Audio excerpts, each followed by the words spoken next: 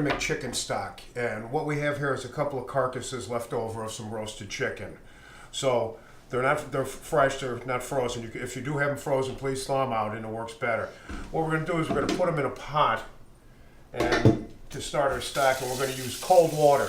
Always use cold water for your stocks, because if you use warm water you will not get the clarity that you're looking for. So basically we're going to cover these, totally cover them with water and let them start simmering on the stove. As it starts to come to a simmer, you might have a little bit of particles floating up to the top off the carcass. You can just take a strainer and strain that right off, and it'll keep your stock fine. Okay, now we have the carcasses are covered, and we're going to put those on the stove on the back burner, and we're going to bring it up to temperature, up to a simmer, and then and let it cook just below a simmer. If you boil it and you continue to boil, the pieces of chicken will come off the carcass and it'll get all involved in your stock, and it will discolor and make it cloudy.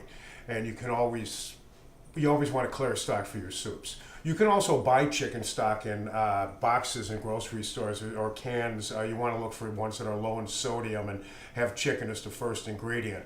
But if you have chicken at home and you've roasted a chicken, there's no reason why you shouldn't make your own stock. Okay, so our stock is finished, so we'll bring it back over to the sink area.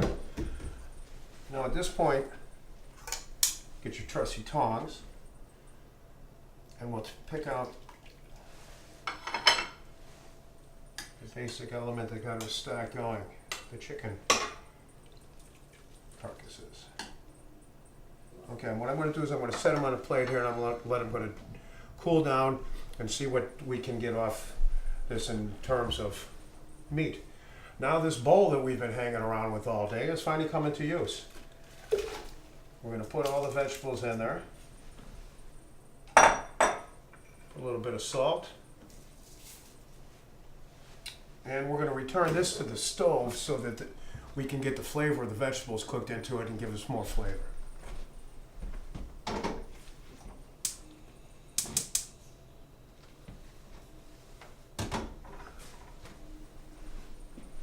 All right. So now, all right, so we're just going to pick off some of the chicken that's left on here. I mean, there's no sense in throwing it away. There's a lot of good meat here. If you're on a budget, this is going to help you out immensely. There's no reason to throw away perfectly good chicken. Once you clean the carcass, you can discard them as they're finished for the most part. But around the back here, there's always good meat down in here. It's a little bit hot, but and just make sure you only put meat in there. You don't want to put any bones or cartilage. But I mean, there's a nice amount of chicken coming off this, which is just what we wanted. You can wear gloves doing this, latex gloves or vinyl gloves. It's not a problem. I like to use my hands. I do wear gloves a lot though. Working large events, you definitely want to be careful. See, look at this nice beautiful meat that comes off the back here. That stuff you would have been missed. Okay, so we've cleaned the chicken fairly well. We can put these to the side. And this is how we strain the stock. You just go right through a colander.